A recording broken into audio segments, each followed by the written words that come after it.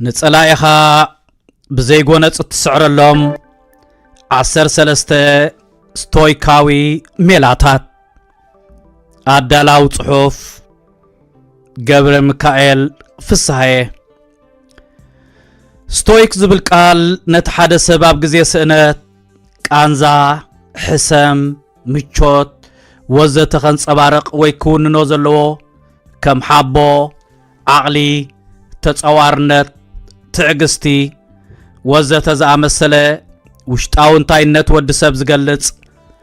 ፍልስፍናዊ ኣምሪው ነዚ ትርጉም እዚ ኣብ ግምት ብምእታው እምበኣር ኣብዞም ስዕቡ 13 ስቶይካዊ ሜላታት ከመይ ጌርና ንጸላኢና ብዘይጎነጽ ክንስዕሮ ከም ንኽእልን ዕውታት ኮይና ከም ንወፅን ክንርኢና ኣዝዩ ዘቆጥዕ ውዑይ ክርክር ኣጋጢሙካ ይፈልጥ ዶ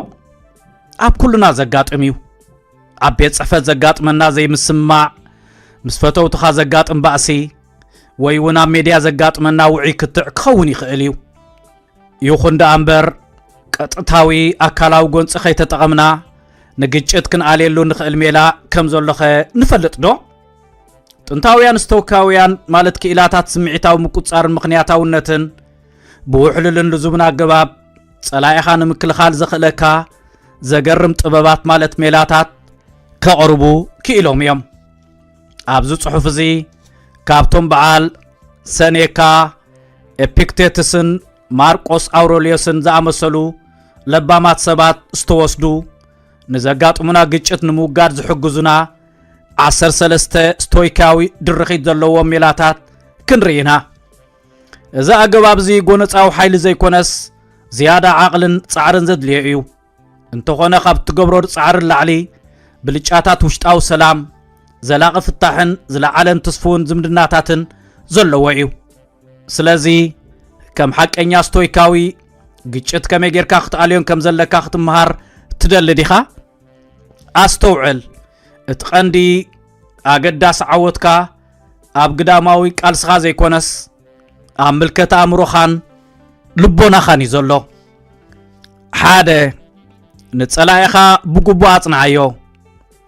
ንኣብነት ኣብ ገምገም ሓደ ብሓይልና ህር ዓፍራ እናፈጠረ የማነ ጸጋም እናተጻፍዐ زحلف حيال وحجال ኣለኻ ንበል ጥንቁቕን መስተውዓልን ተኾይንካ ቅድሚ ናብቲ ውሕጅ ምእታውካ ደው ኢልካ ክትሓስብ ኢኻ ኣዒንትኻ እውን ናብቲ ኣብ ወሰና ስንጻፋዕ ዘሎ ውሕጅ ዘይኮነስ ናብቲ ዘይርአ ውሽጣዊ ጥልቀት ከስተብህል እዩ ብኻልእ ኣዘራርባ ኣብ ኣእምሮ ጸላኢኻ ምእታው ቀዳማይ ስቶይካዊ ሜላ እዩ ክብደት ናይቲ ኩነታት ቀልጢፍካ ንኽትውስን ዝገብረካ ክኸውን ይኽእል እዩ ይኹን ዳ እምበር ግቡእ ግንዛበ ምህላው ነቲ ውሳነ ንግዚኡ ብምውንዛፍ ኪኖት ብላዕሊ ዝርአ ጉዳይ ንኽትርኢ ዝሕግዝ እዩ ኤፒክቴተስ ነዚ ክገልጾ ከሎ እቲ ዝዓበየ ሽግር እቲ ፍጻሜ ባዕሉ ዘይኮነስ ነቲ ኣብኡ ዘለና ኣረኣያ ይብል ነዚ ስቶይካዊ ምርምር ከመይ ጌርና ከም ንጅምሮ ሓደ ኣብነት እንሆ ነብስኻ ነፃ ግበራ ነዚ ሕጂ ዘለኻዮ ኩነታት ርስዓዮ ኣዕሚቕካ ስተንፍስ ብስለ ንቦናኻ ዕውት ኩን ነቲ ኩነታት ካብ ስምዒት ነፃ ኮይንካ ፈትሾ ሙሉእ ብሙሉእ ኣብ እትቆጻጸረሉ ቦታኹን ነቲ መስርሕ ብርትዓውነት ተዓዘቦ ነብስኻ ብኸምዚ ካብቲ ኩነታት ነፃ ምስ ገበርካያ ዝያዳ ብዕንቆትን ስነመጎታውን ምኽንያታውነትን ንኽትዕዘብ ከኽእለካ እዩ ኣክንዲ ተጻራሪ ስነመጎት ተማዕብል ድማ ቁንዓት ሕቶታት ኣገዳስነቶም እንታይ ንዝብል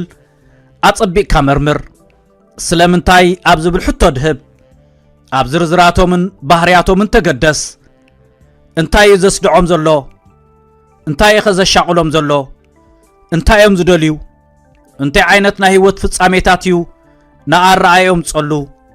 ምፍላጥ ኣገዳሲ እዩ بتوساخي كم زختبل زقدد كانتايو كاند زشاقلو نغرات انتايوم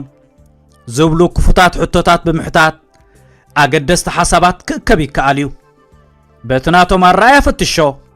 مسمع طراي زي كونه مد نقاص كله كالو نبهرياتهم كدقف زي كونس نتزلو مرة يام انت كتجنازب ننبسخا أبوتهم كتقمت أفتن نتخونتات كما يمزريقو انت عينت متكلاتن امنتاتن يمزدرخوهم مفلات أقداسيو كمز عينت تعزبتات موساد نتأبقهم زلكا مد نقاصن ناي مسمع تخولون كعبيو يخيليو مسقوم ناي قدن كتسامع مع زي كونس ننقرات بناتهم عيني كتري أفتن أبتحت ناي تروبا زلو نقرات كتري لكا تحتتي بلا علو زلو نقر مفتاش كدليكا ايو كيشتات كل جزيه كاب عنقوات زلوهم كم زي تتكبرو بهقتات فرحن حلوف بسلاتات زعمسلو شقرات يوم زبقوسو أبتم كأن مخنياتات ناي تقيتشت بمدهاب كينوز حج زلو زي مردقات كتحسب عليكا انتي عينت دليتات يوم كمال اويك فتصامو زدلا زلو انتي عينت فرحتات يوم زنصلالو زلو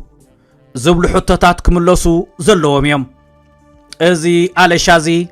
نتزهلوهم بهريات نمرداء دامبر كم قبول نموساد مالت كم زي كونا مزكار يدلي علاماخا لكع كم عينت مريت مفلات نقصلاتات اخاو حزت صنعكي الى سنه مريت نتغبارات تصارر تخاصلو درجاتات تمكرون الراياتات نمرداء مخانو استوعل كم زي عينت عميق بالحاتا وستيكاوي على شاب مزوتار زي تدهسسه حبراو بايتا كتركب تخليخا بتوساخي بزعبا جزا رسخان كتبهم زلكا قبر ملسنون أقدست نقرات كتمهار تخليخا كمز بمقبار اتحاد اوان بنهر زحلف زنبرو حج هدو زراي ما يخون مو ابتحتتي اخاوح زلو نقرات نخترد اومن مفتح ختم تصئن زقل ليخون كلته كجتاتكا بتنقا مرصوم زي مسمعات اكال هيوتيوم كا بوليتيكاو زي مسمعات كسابا معشق مكينا مالت باركين زقاطمو زي مردات زتقاللو كون يخول يوم يخون دا امبر ستويك كمز نقرنا كابتو ما قعزنا زقاطمونا عنقفاتات ملو ادهو زدليوم ابستو سونو طراي مخانوميو كندزنا اسين اس اب نفسه كف قچت طبلق إلكا مئتاو نسمعتنا زقودئيو سلازي دما إذا خالاي ستويكاو ميلا نقجتاتنا بتنقاخ نمرصوم كمزلنا زقددنا ننبسخا أب حدا عبي ناي قط ميدا خمزلا غير كاغرصا نفسو كف زي مسمعن مكراخر نطبن دما ناب قجت ناي مقيار تخوللو أكم زخونتات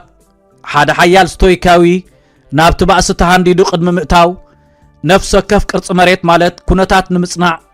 دويلو حسب الله إذا قلت أمي واصع ديو أبتعناي ويكالا أقدست نقرات صقم كم صالي يخل ديو إلو كحاتت اللو إذا مسعبو متكلات ستويكاو فلسفنا عينتات قجتات كان ختمرت زحقو زيوم سنيكاو أقباب دويل كحساب نبلوصات أبهالا سنيكا استوعل اللوم قطعان موقاد اتزبالت أمدهانيت حدا نقر كمزو دونقي مقباريو ننبسخا أقداسنت قطعات أزخا خرا بغصبت قبر مرس قدم هابكا قزي وسد تراغاغا اتوعي كونتات زنبو عرايا بمفتار وحلل وسانن موساد بدهس لزقبرو حادث قمت ندحري تملسكا ننقرات بود عونت قمقموم ناي ابيكتيتس مصنعتي أقداسي الكاد تحسب اسكاز صعب أقداس حتون نفسها حتتا اتقند شقر تفترلنا اتفتسامة زي كونس بزعبات فتسامة زلنا الرايا يبل ابيكتيتس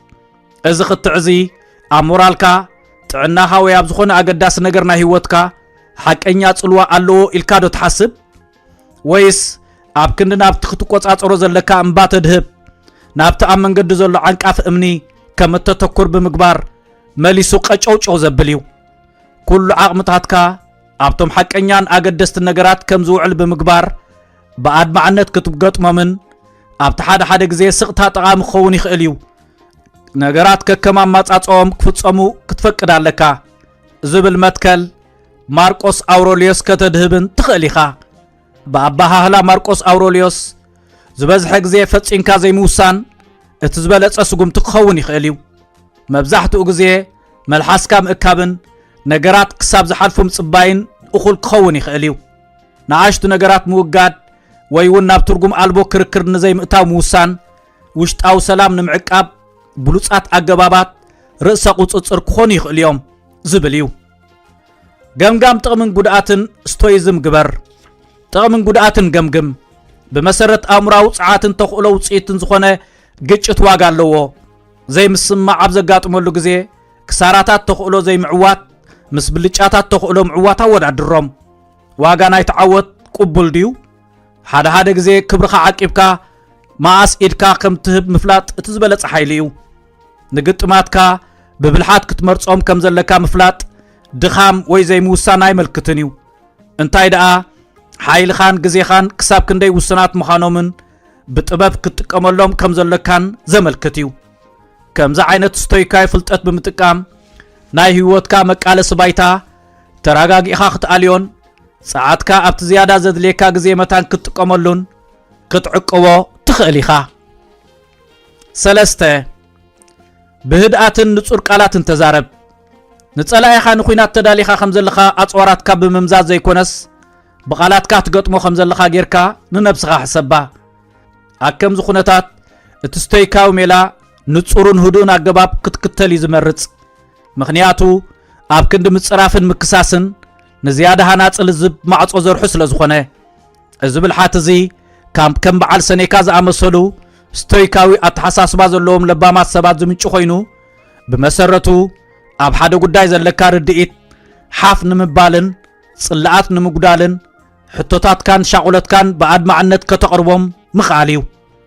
እዞም ስዕቡ ቀንዲ ስቶይካዊ ኣገባባት ርክብ ድርኺት ፈጥሩ እዮም ንጡፍ ናይ ምስማዕ ጥበብ ማዕብል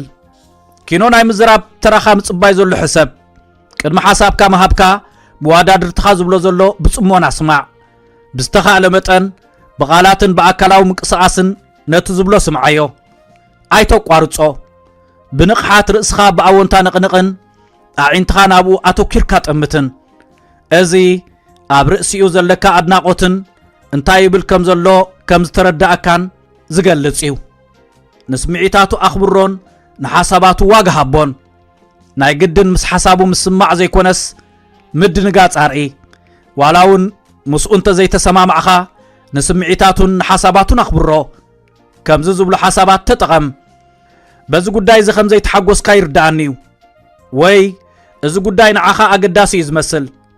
ጽቡቕ ርክብ ክፈጥረልካ ዝኽእል እዩ ዝብሉ ቃላት ክትጥቀም ትኽእል ኢኻ ንዝኾነ ዝልወካ ጉዳያት ኣነ እናበልካ ተዛረብ ኣብ ክንድና ምውቕቓስ ተምርሕ ንኣረኣያኻ ዳግመ ግምት ግበረሉ ድልየታትካን ስምዒታትካን ኣብ ትገልጸሉ ግዜ ኣብ ክንዲ ነቐፌታዊ ቃና ዘስምዕ ንስኻ ዝብል ቃል ንኣብነት ንስኻ ኩሉ ግዜ ኢኻ ከም ዝትገብር ዝብል እትጥቀም ኣነ ዝብል ቃል ተጠቐም ንኣብነት ኣብዚ ጉዳይ እዚ ክብረይ ክሕለወለይ ይደልየ እስኻ እውን ብማዕሪኡ ክትጉዳእ ኣይደልን እየ ዝብሉ ሓረጋት ክትጥቀም ትኽእል ኢኻ እዚ ሓደ ሽግር ንምፍታሕ ኣብ ምክልኻልን ዝያዳ ኣብ ክልተኣዊ ረብሓ ዘድሃበን ኣገባብ ክንጥቀም ከም ዘለና ዝምህረና እዩ ኣብ ክንዲ ብቁጥዐ ብርግኣትን ብስጥመትን ተዛረብ ንሓደ ሰብ ሓያል ዝገብሮ ናይ ምቁጻር ዓሙድ ኣምበር ዋዕዋዕ ምባል ኣይኮነን ስለ ዝተቆጣዕኻ ዘይኮነስ ከም ዝተረዳእካ ንምግላጽ ተዛረብ ንእትዛረቦ ርግጸኛ ኩን ንጹርን ህዱእን ኣዘራርባ ተጠቐም ካብ ጸርፍን ውልቃዊ መጥቃዕትን ነፃ ዝኾነ ኣዘራርባ ይሃለኻ ምኽንያቱ ከምዚ ዝበሉ ኣዘራርባታት ነቲ ኩነታት ካብ ምግዳድ ሓሊፎም ዝውስኹ ፋይዳ ይብሎምን ብመጀመርያ ነጥብታት ምውላድ ዘይኮነስ ሽግራት ናይ ምፍታሕ ስጉም ትውሰድ ንዓወት ዘይኮነስ ንመፍትሒ ቀዳምነት ሃብ እቲ ዕላማ ኣብቲ ዘይምስማዕ ተዓዊትካ ንምውፃእ ዘይኮነስ ንኽልቴኻ ዝጠቅም መፍትሒ ንምምጻእ ምዃኑ ዘክር ነቲ ልዝብ ነዚ ጉዳይ ንምፍታሕ እንታይ ክንገብር ንኽእል ብዝብል ሕቶ ጀምሮ ሓባራዊ መፍትሒ ሽግር ዝርከበሉ ኣገባብ ድማ ተጠቐም ክልቴና ክንሰማምዓሉ ንኽእል መፍትሒ ብኸመይ ክንበጽሕ ንኽእል ኢልካ ሕተት ህዱእን ንጹርን ኣዘራርባ ምዝውታር ኣገዳሲ ጥበብ ምዃኑ ዘክር جيغان تفصيمكا يقريتان محتاتن عقل مجزعن أي تفرح زيادة قوتاو زخونه أقراربان تحليكا ولاون نتعزيز خف قداي نمقلاي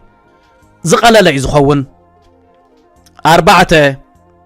ناي حبار مقدي هالخا كلتنا بخران زحاخرو سبات ناب حدا فلوي براخه بحبار يوصلو إلكا حسب ناي كلتيوم مقدي كيدو خيدو أب حدا ناي حبار بوتا خمزة بصحوم يفولتيوم حبراو مرداء دمالوم إذا أبنت زي بفولي نت حبراو مقدم إلاش زبل تسعرار زي بلو قعزو رابعي بالحات زملكتن ناتي مستفطراو سرعات بحبار منبار زبل ستويكاوز انس حساب زوك كلنيو ولا قواز بزحق زي حساباتنا اندليتاتنا سلزي سامامعو اتزي مسمع زبل زيادة ميزان زو ستخونه ستويكاويان جن كل جزي تحتتبل على زرق نجر سرسيرنا بمتاو نتاوشت زلو بحبار تأمرنا وحزي كن رئي ألنا يبلو ولا قوام مجمريا بوزحا قداس مسيلون تزيت رأي أبزمنا حبار ربحاتات بمدهاب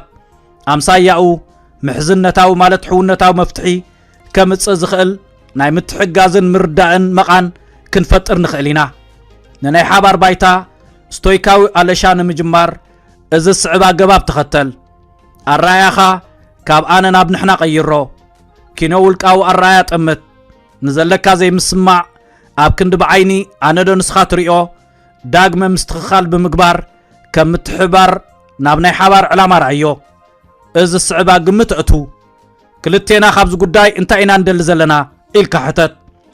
أمود داتا زي الرأي زي ولا كوا عصبتاو لوت انت زي رأي ناب سمع كبس حكا زلعالة تخلو اللوو نتما وشت زلو أقدست نقرات رأي تحتتي قداماو ترئيت رأي تقاراج أو دليتات كل غزي وتصيد زي تمالقو مسارتاو دليتات يوم بزقج اتزبيلو نفسو كفكم كروخبو زهق انزلو دليتات فتشو ناي وحوس هيوات ناي كبرو وي ناي أفلوط او دليت كخون يخيليو نزوم علتاو دليتات أفلوط او مهاب مبعار مد نقات زمعبلن اتوم زركوبو مفتحتاتون اب زيادات بتصحنت نخدهبو زقبرن رخبتات حبراو حسابات كبرتاتن تقباراتن زتبابعنيو كبرتاتنا نتقباراتنا يمرحويهم بزعبا حده هلو شقر حساب ناتخلتيخم اتونن وحمرت متكلات دما فتش كلتيخم ابقن عنا فتحن شونتن زلكم الرأيا معرديو ناي حبار كبرتات مسد حساس بها الساما مع وسانن ختهب كم مورالاو بسولا مالت كومباس كوينوم كقلقلو يخؤليهم بنئشتو مخسب جمر ننأشت عوتات كبر هابوم اب كل نجر شعون شعو اب سمع كتبصحي تصبه بانصارو من اسوم بزي قدس دقق تزل سمامعو خا نطبتاتا مركب ادهب كمزا عينت فلام سمع رأس متأمانن متعصافن بمتباع ابتم زياده بدها تشغرات زوسد سقمتي زقلل زقبريو هيوات غعزو دامبر اب حدا معرفو تفصم كمزا يكون تذكر اتوسان نجر مبار تعقست مقباريو حبراو بايتان ختركب غزي زوسد كخون يخاليو سلازي عقوسن زرد عنكن نعوتات كاصمبلهم نودقاتات كاتقبلهم نفسو كفنا متحبار زغبر سغمتي حد سغمتي كام متفنان زرحق مخانو دما ذكر نازي ستويكاو ميلا بمتقام كينونا بقللت مفتحتات دبصحاكا غودنا غعزو جميركا لخا مالتيو نتي امونغو تمكروتات كازلو ركبات بمرعين نسلام زعسلو ناي مصا بايتا بمصافن حد سرع غزو نخلو كاسراح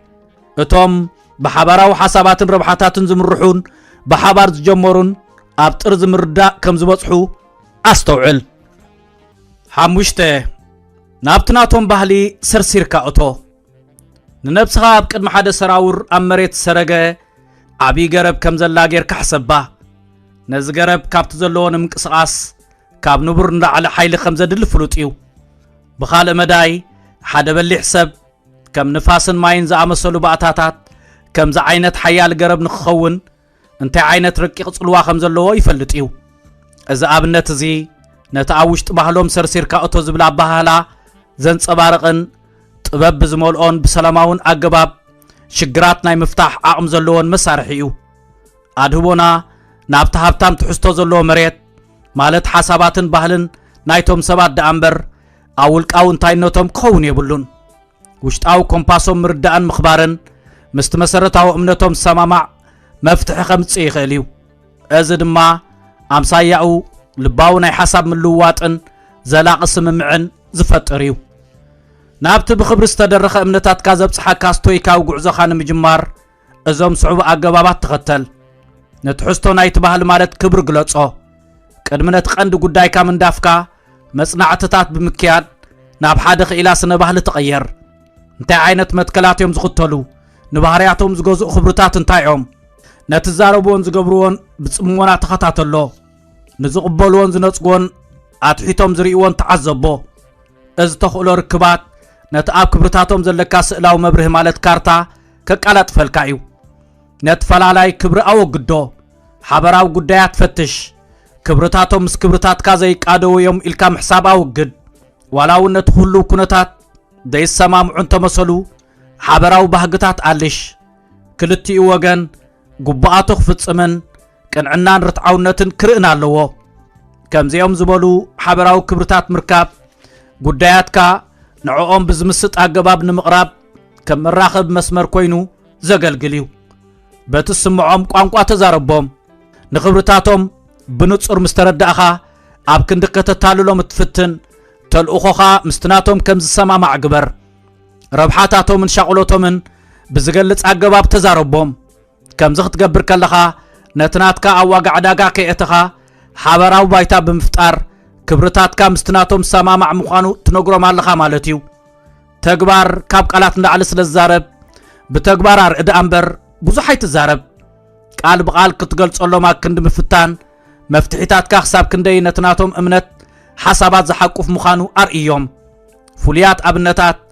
ወግዕታት ወይ ሕሉፍ ዕዮታት ኣቕርበሎም መደባትካ ነቶም ኣገደስቲ መትከላት ዘጠቓለሉ ምዃኑ ምርኣይ ንጉዳይካ ዝሕይልን ሰብኣውነትካ ዘጉልሕን እዩ ኣኽብሮት ምሃብ ኣገዳሲ ምዃኑ ኣስተውዕል ኣብ ክንዲ ዓብላልነት ሓፈሻዊ ግንዛበ ኣልሽ ኣብዚ መስርሕ እዚ ኩሉ ግዜ ትሑትን ዝርዳእን ኩን ዕላማኻ ክትቆጻጸሮም ወይ ኣብ ልዕሊኦም ልዕልና ከተርኢ ዘይኮነስ ንሽግራትካ ዝፈትሕን ምስትናቶም ዘመዓራርን መፍትሒ ኣብ ምርካብ ክትሕግዞም ምዃንካ ዘክር ነዚ ስቶይካዊ ሜላ መዝሙርካ እንተጌርካዮ ኣብ ክንዲ ንባእሲ ዝዕድም ቃላት ብምውርዋር ፈጣሪ ሽግር እትኸውን ብቑዕ ዓላይ ሽግር ክትከውን ትኽእል ኢኻ ንተጻረርትኻ ናብቲ ብልቦም ዝበህግዎ ቦታ መሪሕካ ከተብፅሖም ኢኻ ኣስተውዕል መሰረታዊ ስግግር ካብ ክብርታት ኣብ ውልቃዊ መንነት ዝቕረጽ ስእለ ኣእምሮ ዳ እምበር ብግዲ ዝመጽእ ኣይኮነን እዚ ሜላ እዚ ክልተኣዊ ምክብባርን ርድኢትን ዘማዕብልን ኣብ መወዳእታ ድማ ኩሎም ወገናት ረብሓ ዝረኽብሉ መፍትሒታት ኣብ ምፍጣር ማዕጾ ዝኸፍትን እዩ 6 ግርጭታት ኣብ ምፍታሕ ዋዛታት ብብልሓት ተጠቐም ንነብስኻ ኣብ ሓደ ብኽልተ ጫፉ ኣብ ፓሎ ተገቲሩ ተኣሰረ ገመድ እትኸይድ ከም ዘለኻ ጌርካ ሕሰባ ንእሽቶ ጌጋ ድማ ናብቲ ኣብ ታሕቲ ዘሎ መዓሙቕ ጸልማት ክድርቤካ ምዃኑ ዘክር እንተኾነ ዋዛ ምውዛይ ሚዛን ክሓሊኻ ንኽትከይድ ዝሕግዘካ እዩ ግርጭታት ንምፍታሕ ዋዛ ምጥቃም በኣር ቀንዲ ትሕዝቶ ናይ ዝሻድሻይ ስቶይካዊ ሜላ እዩ ሰሓቕ ንጭንቀት ዘፋኹስን ኣብ ዘተ ዝያዳ ክፉት ሃዋህው ንኽህሉ ዘተባብዕ ምዃኑን ዝከሓድ ኣይኮነን ግዚኡ ዝሓለወ ዋዛ ከም መፍኮሲ ጸቕጢ ብምግልጋል ምርዳእ ንምስፋሕን ተዓፊኑ ዝነበረ ጭንቀት ከም ዝወፅእ ንምግባርን ክሕግዝ ይኽእል እዩ ስቶይካዊ ፈላስፋ ሰኔካ ዋዛ ተነቃፊ ነገር እዩ ሃንደበት ድማ ናብ ጸርፊ ቅየር ይኽእል እዩ መዘናግዒ ምዃኑ ሙሉእ ብምሉእ ከም ዝፍለጥ ብምግባር ብዓቢ ጥንቃቐ ክንገብሮ ኣለና ይብል እዞም ስዕቡ ነቲ ናይ ምዝናይ ጸቢብ ዕድል ሙሉእ ብምሉእ ንኽንጥቀመሎም ዝሕግዙና ገለ መምርሒታት እዮም ሰማዒኻ ወይ ተዓዛቢኻ ፍለጥ በቲ እትጥቀመሉ ዋዛ ዝዘናግዑ ውህዳት ክኾኑ ይኽእሉ እዮም ስለዚ ንመን እንታይ ትብል ክትፈልጥ ኣለካ ቅድሚ ዋዛ ምፍናውካ ባህርያት ናይቲ ሰብ ኣጽንዕ ኣግራሞት ዝፈጥረሎም እንታይ እዩ ንዕኦም ተነቀፍቲ ኣርእስታት ሃየኖት እዮም ዋዛ ክትዛረብ ከለኻ ኣዚኻ ጥንቁቅ ኩን ምኽንያቱ ንሓደ ሰብ ጽቡቕ ዘዛንዮ ንኻልእ ሰብ ቅጭ ዘምጽኣሉ ክኸውን ይኽእል እዩ ደረቕ ዘይኮነስ ሰላሕታ ዋዛ ኣልሽ ምስኦም ሓቢርካ ስሓቕ ዕላማ ዋዛታት ንመቓናቕንትኻ ከተስሕቖም ወይ ከተናሽዎም ዘይኮነስ ሓበራዊ ናይ ምዝናይ ስምዒት ንምፍጣር እዩ መብዛሕትኡ ግዜ نجزاء رسخا زناقس وازا متقام تحتنا سلزرقن جيغان مقبال دولونت سلزن صبارقن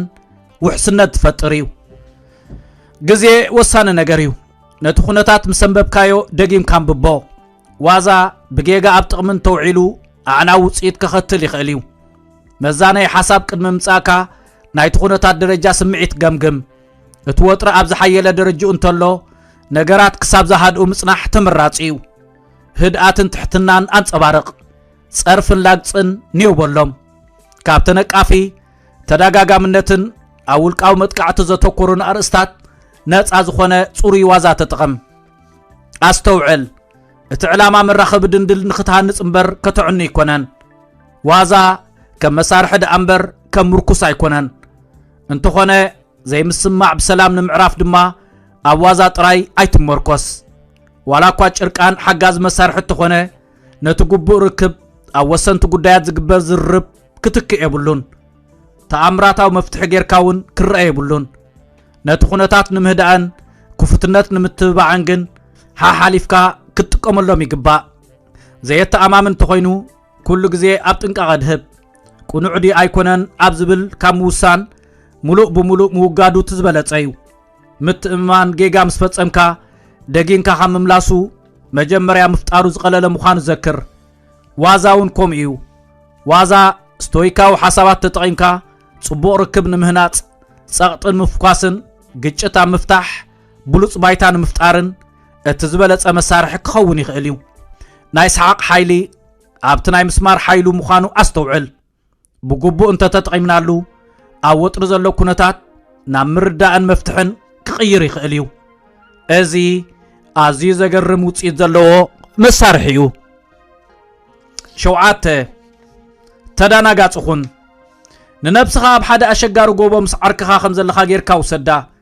عركخا جيغا مقدس لزوسده موص سينو دمصو ابت غوبو بقطع ندرن مقالح حساب فطر يغاو حلو نبل اكمز خنتات زيدل قالات كاموروار ستويكاو اغباب تطعينكا كابت زلو شجر نموصا امونغو خلتيخم ناي مردا منفس فطر ازي امبار حمرت ناي تشابعي ميلا ستويكاو متكل مدنغاص مدنغاص ولاو نافتوعي كركر زغاطملو غزي ግጭታት ብሑነታው መገድን مفتاح አገዳስ መሳርሒዩ ማርቆስ አውሮሊዮስ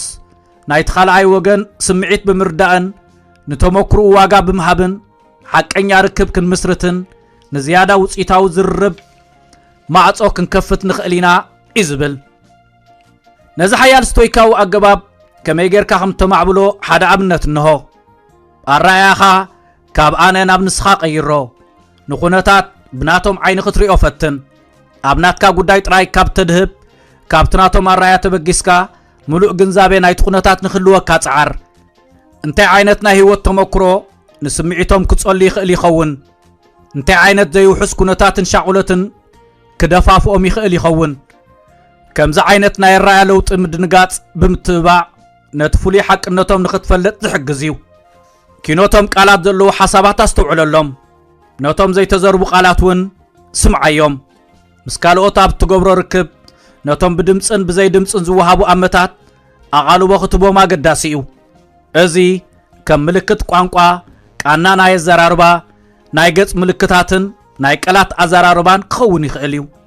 گنزابه ناي تزم حلالف زلو ملختي كلوكان بو مسرد دما ግብረ መልስ ختبنا قداسيو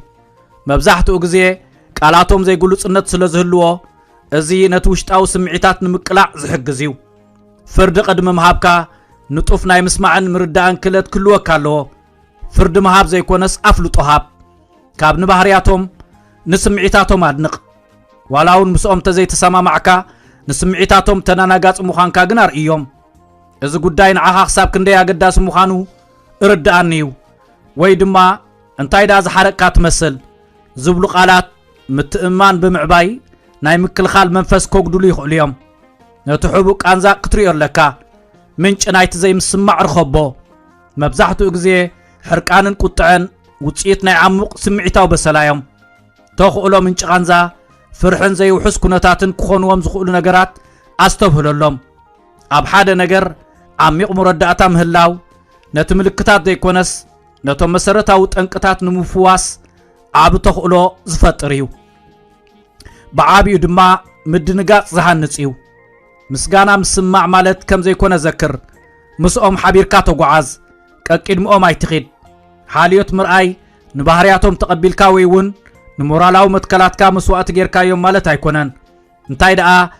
ንኣተሓሳስብኦም ኣፍሉጦ ሂብካዮን ልባው ዝርብ ንኽህሉ ምቹእ ሃዋሁ ፈጢርካን ማለት እዩ ዋላው እንተዘይተሰማማዕኻ ነቲ ዘይምስማዕ ብኽብርን ምርዳእን ክትሕዞ ትኽእል ኢኻ ኣብ ክንዲ ኣብ መንጎ ክልተ መዓሙቕ ጸልማት ዘሎ ድንድል ተተፋኒንካ ትተርፍ ናይ ምርዳእ ድንድል ክትሃንጽ ኣለካ ከምዚ ዓይነት ስቶይካዊ ሓሳባት ምድንጋጽ ምስ ሃነጽካ ንምፍራር ዘይኮነስ ርክባት ንምድልዳል ንነብስኻ ኣብ ቦትኦም ኣቐምጣ በዚ ርክብ ዝቢሉ ድማ ንግዚኡ ጥራይ ዘይኮነስ ንቕድሚት ንምቕጻል ኣብ ንሓድሕድካ ብኸመይ ትረዳዳእ ሓቀኛ ፍታሕ ንኽመጽእ ዓብ ተስፋ ዝፈጥር እዩ ስለዚ ካብቲ ጎቦ ውረድ ሓገዝካን ናይ ምድንጋጽ ህያብካን ኣበርክት ከምዚ እንተ ጌርካ ክልቴኻ ናብ ዘይተጸበኻዮ ናይ ሓባር ምዝንጋዕ እውን ክትበጽሕ ትኽእል ኢኻ 8 ሓባራዊ ስምምዕ ልመድ ንነብስኻ ኣብ ቅድሚ ሓደ ጨናፍሩ ንንፋስ ዘይንቕንቆ ዓብይ ገረብ ከም ዘለኻ ጌርካ ሕሰብ ነቲ ገረብ ናብ ድሌትካ ንኽጠውዮ ንዓኻን ነቲ ገረብን ክሳብ ምሳይ ዝበጽሕ ብዙሕ ሓይሊ ዝሓትት ክኸውን ይኽእል እዩ ሓደ ክንጥቀመሉ ዘለና ብሉጽ ብልሓት ስቶይካዊ ፍልስፍና እምበኣር ጥበብ ሓባራዊ ስምምዕ ምምሃር እዩ እቲ ገረብን እቲ ንፋስን ብሓባር ብሰላም ዝነብሩሉ ዕድል ንምፍጣር ምትዕጽጻፍን ምርዓምን የድሊ ፍጹማትን ተረርትን ሓሳባት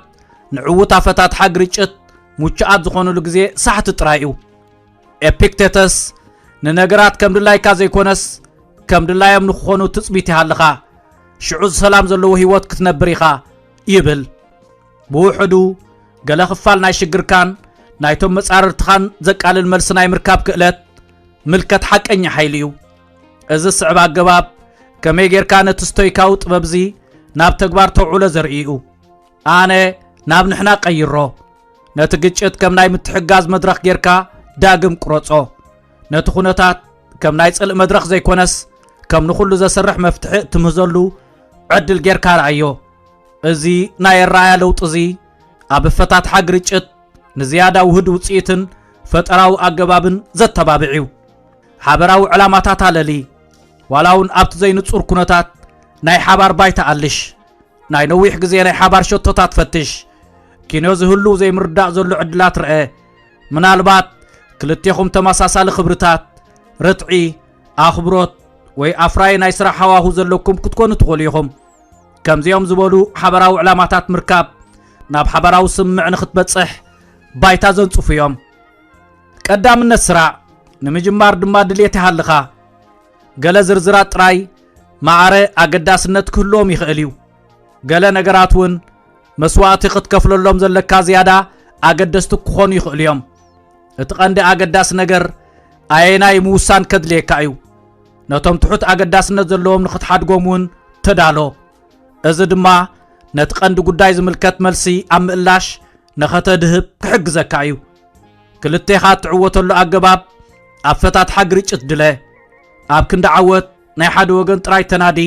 ኩሎም ወገናት ሕቶታቶም ቅቡልነት ከም ዘለዎን ብመጠኑ እውን ከም ዝተመለሰን ዘረጋግጽ መልሲ ኣልሽ እዚ ኣብ ተናውሒ ግዜ ቅርሕንቲ ዘጉድልን ስምዒት ፍትሒ ዘተባብዕን እዩ ኣስተውዕል ህይወት ጉዕዞ ደኣ እምበር ውሱን መዓርፎ ዘለዋ መድረኽ ኣይኮነትን ትዕግስትን ምትዕጻፍን ወሰንቲ ነገራት እዮም ስምምዓት ዘይቀየሩሉ ኣጋጣሚ ሳሕቲ ጥራዮም ገለ ለውጢ እንተሎ ወይ ሓድሽ ሓበሬታ እንተተረኺቡ ንስምምዕካ ዳግመ ግምት ክትገብረሉ ከም ዘለካ ድሉው ኩን ቀጻልነት ዘለዎ ስምምዓት ክፉት ርክብ ንለውጢ ድሉው ምዃንን ይሓትት ምቕባል ስምምዕ ጠለባትን መትከላትን ከይተቐየሩ ከም ዝቕጽሉ ዝገብር ሓይሊ ተዓጻጻፍነትን ተወፋይነትን ዝፈጥርን ንኹሉ ዘስርሕ መልሲ ዘቕርብን ስቶይካዊ ጥበብ እዩ ከምቲ ናይታ ገረብን ንፋስን ደሪቕካ ምክልኻል ዘይኮነስ ዝያዳ ሰላማውን ውሁድን ንኹሉ ረብሓ ዘምጽን ኩነታት ብምፍጣር ብኸመይ ሚዛንካ ሓሊኻ ብዳይናሚካዊ ኩነታት ክትነብር ከም ዘለካ ክትርዳእ ፈትን شعات قداماو حاجز بزي حفرة حتت هيوتك بحد الشخص زمل أبوتا تخيب الله نبل تتشنافر نات حلال محلاف كلي إكالو كابزن موسى كساب كندي فتين كاب زي قدس زكا على يمثلن إذا خونات زي كل جزية مستمر دا زي بلون مفتحي زي كالن قجت مساسليو انت خونا استوي كم زحبرنا ولاون أبزت انكور كوناتات نبيننا خمزة يكوننا إيو ازي تاشعي بالحات زيادة صوت قلو نگر تلو دما قداماو حاجز بمحتات ووتاو سقومت موساد مقلتسي دخم قون زي كونس ملكة توف فاينتيو حادة أتعرق ويا مخارنا ابنت لكع كم حادة نتو مهارقو نعماد فلت أدمرح ستويكاو فلاسفا نتحلق لخاتنا يتقجت نمقلاي كم قلل تنيا سالساي أكال كوينو كقلقل يخيليو قابل الزب نفس وكف وغن حسابو خمس معن واقا خمزلون بمقبار سرعاتو زحلو هواهو كفتر يخوليهم فلتاتهم حقاز خون يخيليو نتز اقمكا زلو قعقلت ام آليخا نت مسرح ركب فنت اسكا اتوو حيال سمعيت كل قزيه نت مسابات زلنا ناي مرخاب كلت سلز عنقفو نحاسابات ناي كالوت نمردا ويون حساباتنا بقلص نمقراب أشجاري كنتات تفتريو نظام سمعيتاو حلخلخات بمفتاح قلل تنيا سالسي أكال زيادة بستزاني ملكعن وصيتاونتن نايل الزب هواهو كتبابعي خيليو مونغنياتاتنا تعرقتن نتمفل علينا بالصبرون ناي مرداد الدندل زهان صونيوم بقوند دما عبقجت نزلو أكالات بمللاي كحقوزون زفلاليوم نقرات كدقاقصون استمهريوم ننفسو كف تصاررت وغنات نمعزابن ننقرات بعين نفسو كفون بمرأين أمونقوم زلو نفسه مكلخال نخو قدلن متحللاين خعبن زد تبابعيوم وصيتاو زربيت تبابعو نتزرب نامناي موداتا مفتحي مرحون بقعاتا سالتي كلهم وغنات زلوهم قدايات كم زسمعون فتحا ممساء كم تحبابرون بمقبار نتزرب نابهانات أفاتات حق رجت كمرحو زغو اليوم نمسرح نايت أفاتات حق رجت دلون مقبار سقاتاتن أقباباتن زغرب يوم بزحات أماخرتنا تعارقتن أبفاتات حق رجتن أقباب ركبن فولي سلطنا زوصد يوم أبستنا وحق زيدما ناقتها حزاق رجت زدل طبابن ميلان بمقراب حيال زمدنا نخت مسرت زحقو زيوم أستوعل حاجز محتات حايلن لبونان دا أمبر ملك الدخام يكونن بمسرت ستويكاو فلسفنا حاجز محتات مرعيا لبونايو ازد ما توساها قداماو حاجز بمتتتاو نخلو خسر رح زغل فتح كتمتص نعبيت وفرخ تقبرن نتناي حبار شركنا خطعوتن سلزدلخا توفيخا تسرح كم زلخا زرعيو نعاخان نموادار تخان ابتستحالالخا قجت عوت لزب نمكيادن ناب سلاماون هاناتن مدمدمتا نممصاعن زخلوكم كاب ناي كالوت فلطتن مويان كتكسب تخليخا ها حالفكا حاجز مركاب ناي مصاي غعزخا زبرهن والاون افتا نخونتات نبينخا خمزي كونكا ززخاخرن مخانو ذكر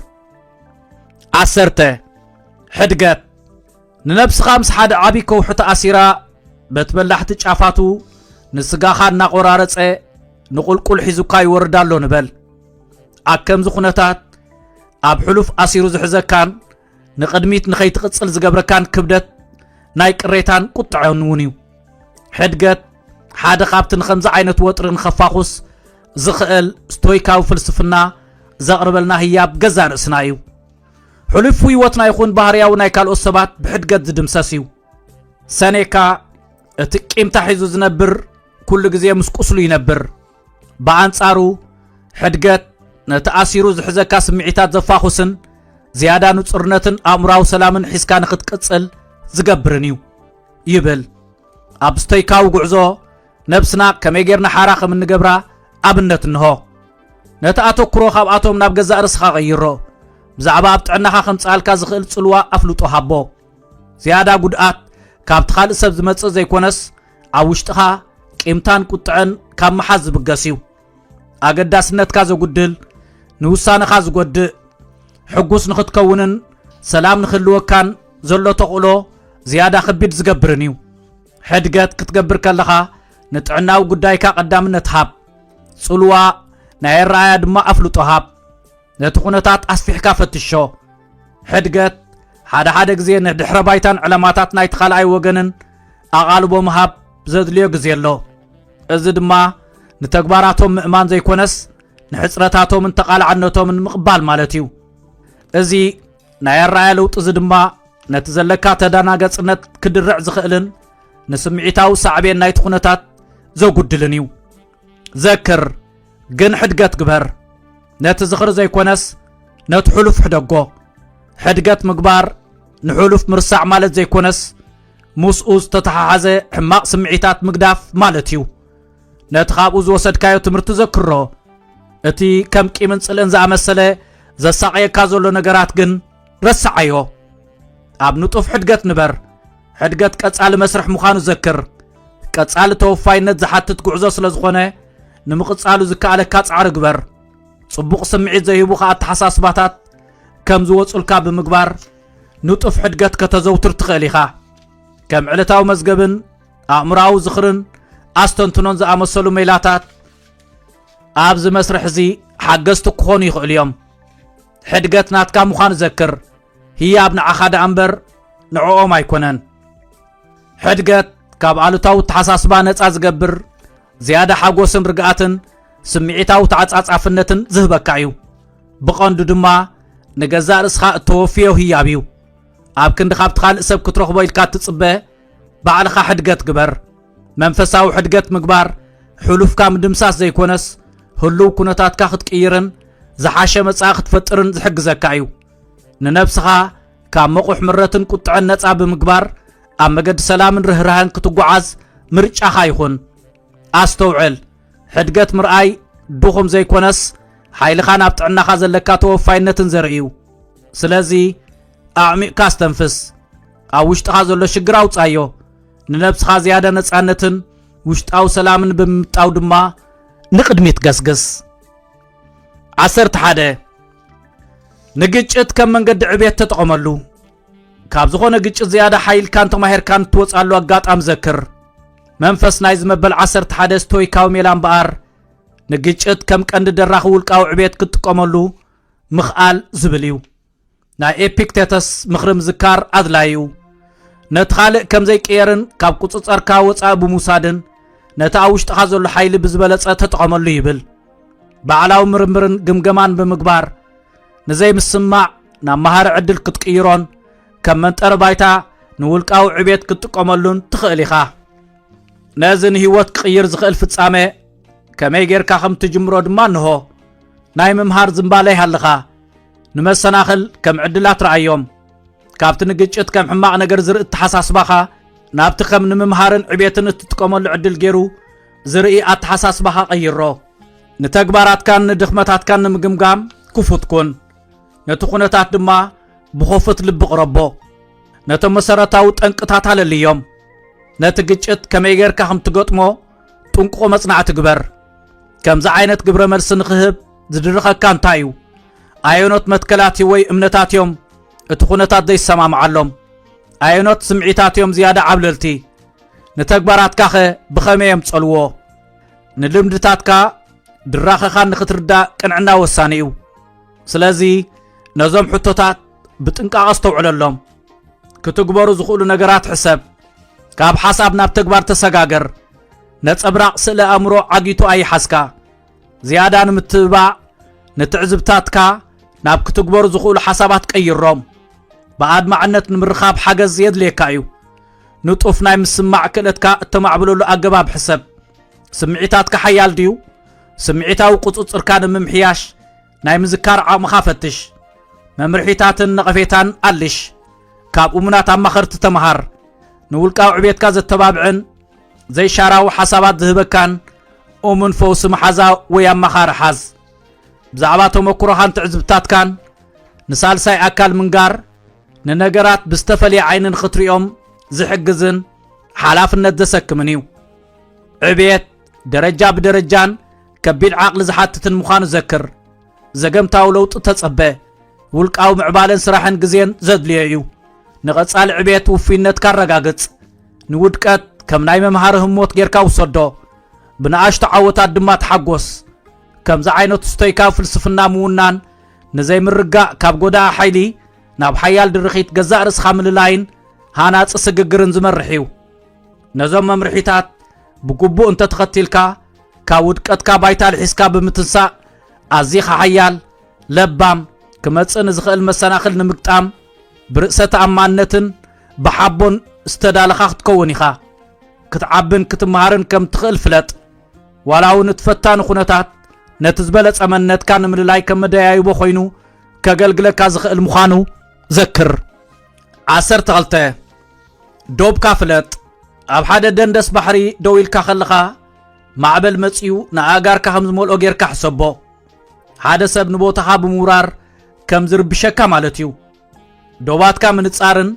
طعناخا وشطاو سلام كان مكلخالن بار مبل 12 ستويكاو فلسفنا زقربلنا اجبابات نفس مكلخاليوم كاندي شجر زفطرلنا اتفصامه بعلو زيكونس ابلعلو زلنا الرأيو ولاكو ابلعل خالوت فصمو قصصر زيبلنا تخنا كماي كنملسلهم كم زلنا جن اب قصصرنا يبمبال يزخاخرونا ليقاونتنا يزعودي كدصاورو زلنا زيبلنا بمنصارن نصور دبات بمقماطن غزا رسنا خاب علتاونت كنكلاخلن حجوز زمدنا كنتبابعن نخلينا نازي ستويكاو حساب كماي غيرنا ناب تغبار كم نقيرو ابنت انهو نوشطاو ممرحيخا تردايو طلبات كان كبرتات كان نصر قدم دوبات منصاركا قند زغدسكا ነገር እንታይ ይፍለጥ አየኖት ተግባራትዮም ምስ ክብርታት ካሰማምዑ አየኖት ባህሪያትዮም ትሑት ደረጃ ጻዓት ከም ስምዓካ ዝገብሩ ወይ ውን ውልቃው ክብርኻ ዝጥሕሱ ነዞም ውሽጣዊ ድሩትነታት ብምንጻር ውጽኢታው ርክብ ንኽልወካ ናይ ስራሕ ባይታ ዘንጽፊው ርክብካ ብንጹርን ብምክባርን ፈጽሞ ዘይንጹር ሓረጋትን ድጉል ጎነጻው ባህሪያትን ብንጹራት ቃላት ደአምበር ብኹምራ ቃላት ኣይጸርኒው ብዛዕባ ዶባት ስምዒታት ካን ድሌታት ካን ኣብ ተብርሃሉ ግዜ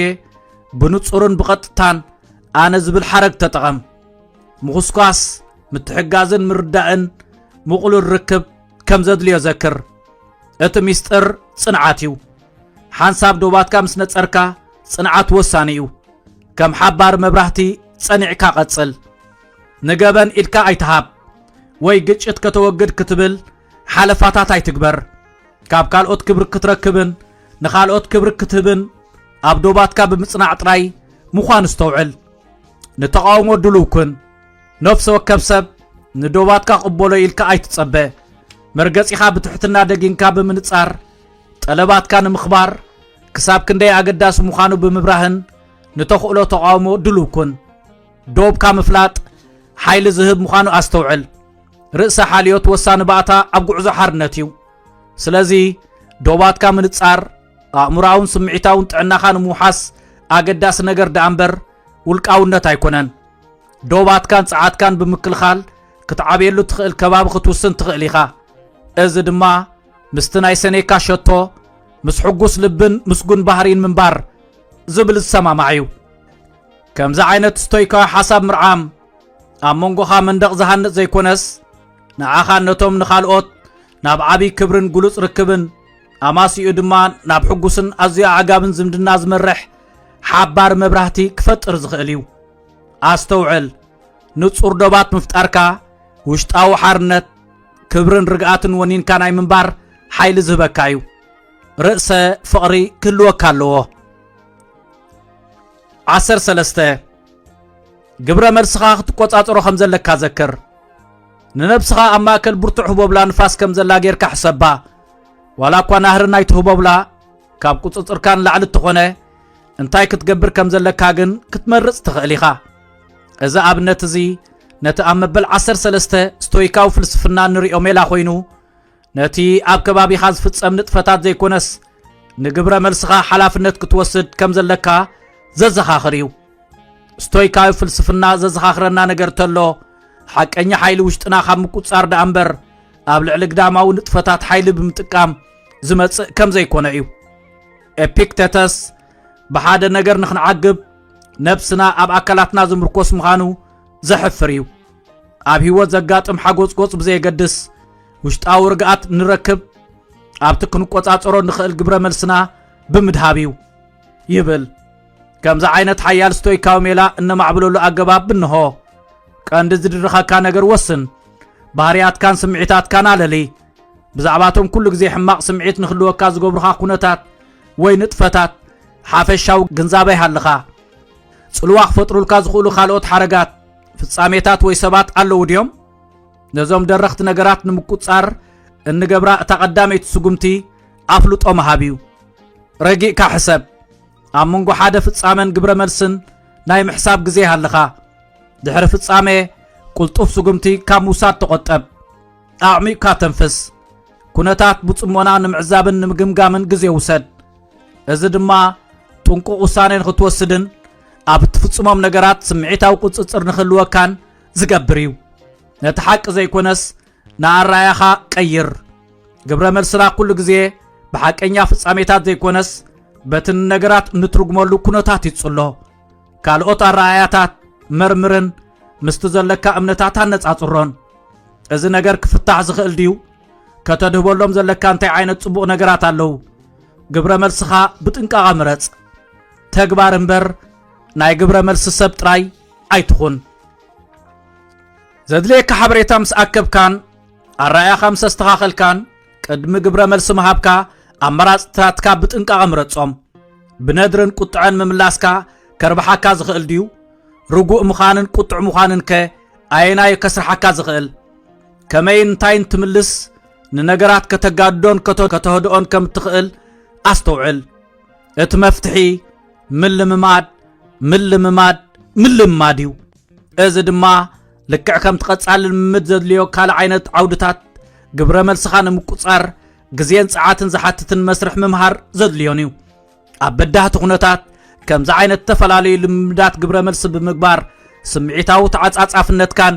ርእሰ ቁጽጽርካን ብቐጻሊ ከተዕቢ ትኽእል ኢኻ ከምዚ ዓይነት ስቶይካዊ ሓሳባት ኣብ ትርዕመሉ ግዜ ልኡም ክትከውን የብልካን እዚ ድማ ንግዳማዊ ዓለም ክትቆጻጸሮ ዘይኮነስ ብጸጋን ትብዓትን ሓይልን ክትድልብ ናይ ህይወት ማዕበላት ናብ ድሌትካ ንኽትመርሕ ውሽጣዊ ሰላም ንኽትረክብን ግብረ መልስኻ ክትመልኽን ከኽእለካ እዩ ኣስተውዕል ካብ ግዳም ብዝመጸካ ቁጽጽር ዘይኮነስ ኣብ ልዕሊ ሓሳባትካን ስምዒታትካን ዝህልወካ ሰላማዊ ሓይሊ እዩ ሓቀኛ መዐቀኒ ጽንዓትካ ስለዚ ኣብ ግዜ ጸቕጢ ርግኣትካ ዓቅብ ምስትውዓል ዝመልኦ ውሳነ ግበር ኣብ ህይወትካ ንዘጋጥሙ ማዕበላት ብጽንዓትን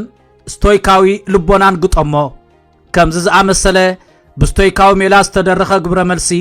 ንዘጋጥመካ ዘይምርዳእ ካብ ናይ ኩናት መድረኽ ናብ ናይ ምምሃርን ምርዳእን መድረኽን ውሽጣዊ ርግኣትን ንኽትቅይሮ ዝሕግዝ እዩ ኣስተውዕል እቲ ሓቀኛ ዓወት ንጸላኢኻ ምስዓር ዘይኮነስ ንስምዒታትካ እትቆጻጸር ሓያልን ዝያዳ ርእሰ ምትእማንን ዘለካ ሰብ ምዃን እዩ